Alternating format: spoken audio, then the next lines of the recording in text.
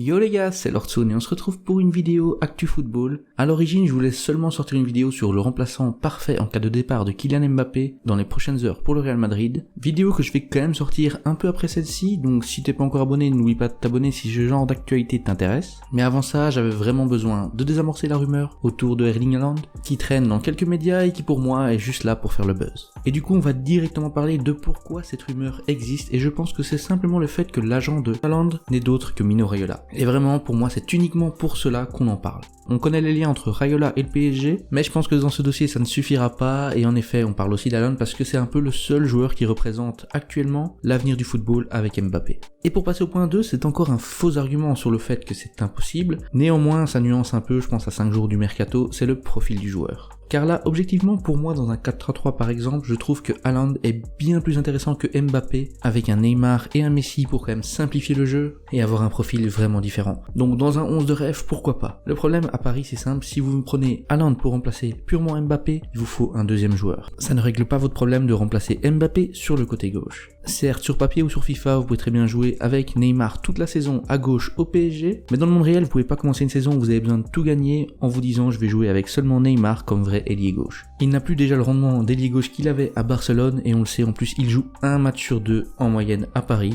Donc si vous allez chercher Haaland, tactiquement, il faut quand même aller chercher un vrai ailier gauche. Donc prendre Haaland en remplaçant Mbappé maintenant, c'est possible numériquement, mais je pense déjà qu'il faut dégager Icardi et recruter un réel ailier gauche en plus. Quand on sait qu'on est à quelques jours de la clôture du mercato, je pense vraiment que c'est compliqué de choisir Haaland au niveau profil pour que ça soit complémentaire toute la saison.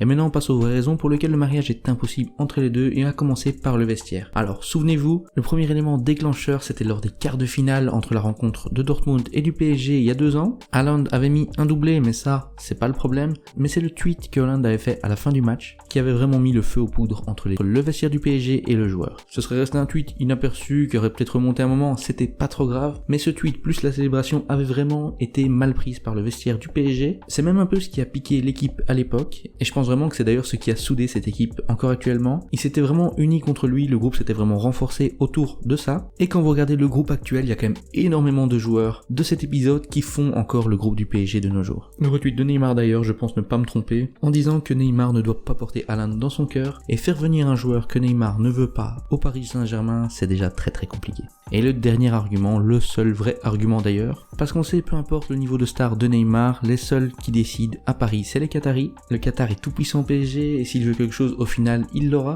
Et là il y a vraiment un épisode pour moi qui rend ce mariage impossible. Et c'est pour ça que je suis définitif par rapport au titre de ma vidéo. C'est simplement l'épisode de Haaland avec son équipe nationale de la Norvège où lui en tête s'était vraiment exprimé contre la Coupe du Monde au Qatar. Et ça autant je pense que pour un joueur normal de l'effectif ça fait tâche mais ça peut encore passer. Autant si vous allez chercher Haaland c'est pour en faire une de vos têtes d'affiche, un joueur sur lequel fonder une grosse partie de votre marketing et de votre avenir. Vous ne pouvez donc pas, si vous êtes le Qatar, vous permettre de recruter un joueur qui s'est clairement opposé à vous d'un point de vue politique et à la Coupe du Monde dans votre pays. Donc pour moi, rien que pour cet élément-là, le mariage est impossible. Il sera peut-être possible après la Coupe du Monde 2022, car le Qatar sera peut-être un peu moins impliqué dans la vie du PSG, mais pour l'instant, c'est vraiment porte close. Voilà, c'est tout pour cette vidéo. J'espère que ça t'aura plu, car c'est vrai qu'on parle plus football que FIFA, mais comme tout bon joueur de FIFA, le football c'est ma passion et j'avais vraiment envie de faire un point sur la situation du joueur. Avant de vous sortir une vidéo sur le meilleur remplacement possible pour Kylian Mbappé, j'avais vraiment besoin de débunker le cas Haaland. C'était Lordson et on se retrouve très vite pour des nouvelles actus foot ou FIFA 22. Ciao les gars.